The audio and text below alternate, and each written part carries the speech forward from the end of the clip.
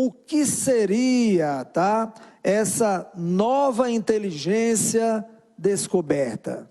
Por favor. Exatamente, Fernando. Muitos acreditavam, sempre acreditavam que você mede o QI de uma pessoa e a partir do QI você já consegue identificar a inteligência da pessoa. Mas o QI, ele é algo lógico, ele é a lógica, né? E a inteligência é muito mais do que essa lógica, do que esse QI.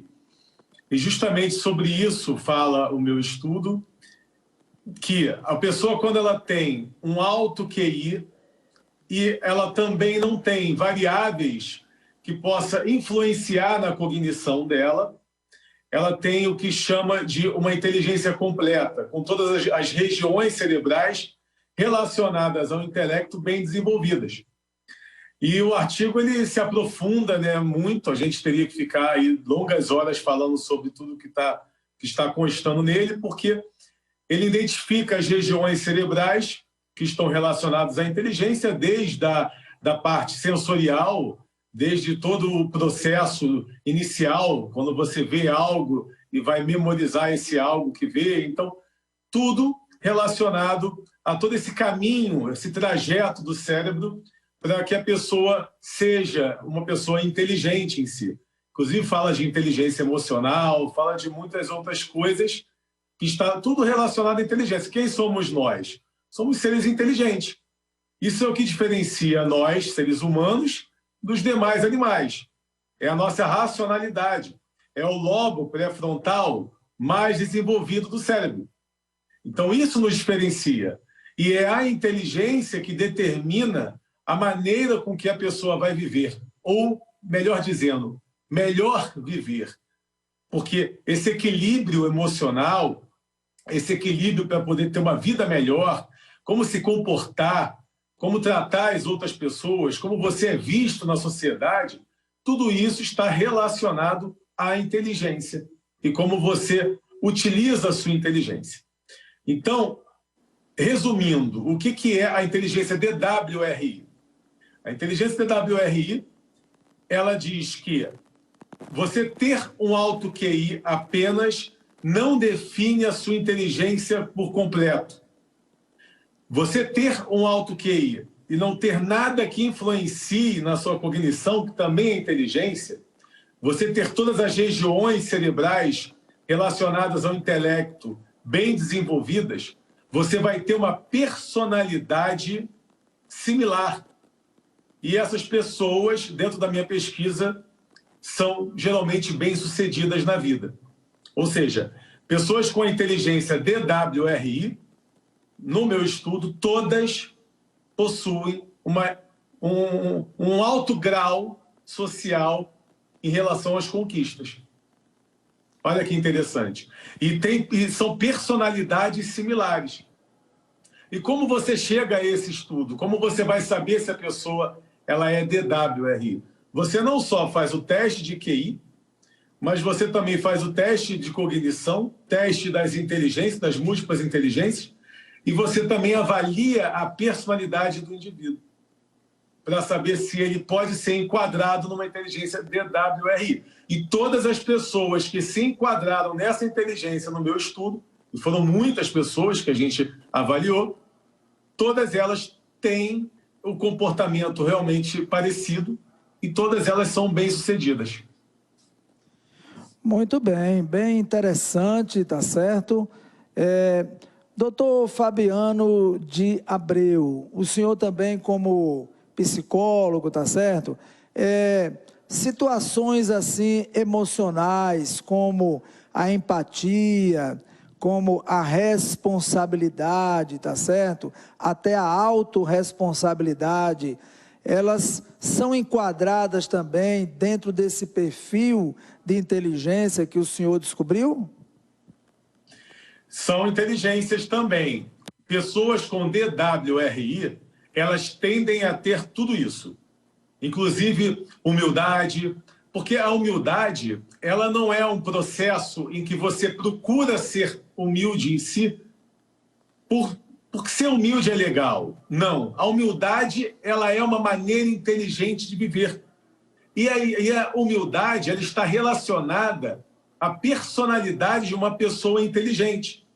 Porque a pessoa inteligente, ela é curiosa, ela quer aprender. E ela nunca pensa que sabe tudo. Ela sempre acha que precisa aprender mais. Então, ela vai ser humilde para ouvir. Ela vai querer escutar aquilo, para aprender aquilo, vai procurar entender as pessoas. Ela não vai julgar, porque ela vai avaliar muito antes de tomar uma decisão sobre aquilo. Igual, por exemplo, o negacionismo. Ele tem duas vertentes.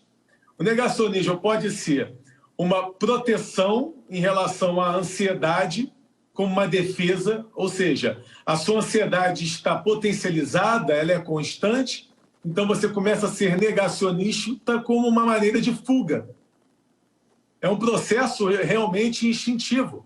Então a gente não pode julgar, porque são negacionistas, não têm conhecimento, não são inteligentes.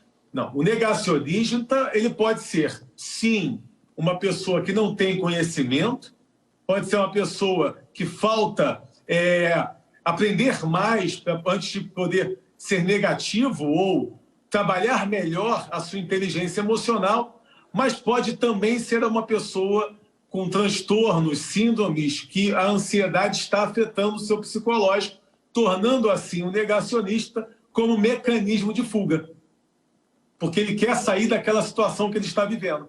Então ele não aceita. Eu não vou tomar vacina porque disseram isso, porque a vacina vai fazer isso. Ou seja, ele não quer nem pensar sobre a vacina, estudar sobre ela, buscar um conhecimento profundo sobre ela. Não, ele já nega a vacina porque ele tem medo. Então eu também não vou julgar essa pessoa chamando ela de uma pessoa ignorante, por exemplo, uma pessoa arrogante. Não vou julgá-la. Até porque nós não podemos julgar ninguém. Ela pode estar agindo assim como mecanismo de defesa do medo.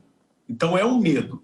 Agora, se você tem uma inteligência emocional bem desenvolvida, em que a emoção não prevaleça a razão, aí você consegue raciocinar melhor sobre a vacina, estudar melhor sobre ela, para decidir o que fazer depois. Ô doutor Fabiano de Abreu, ainda nessa sua fala, certo?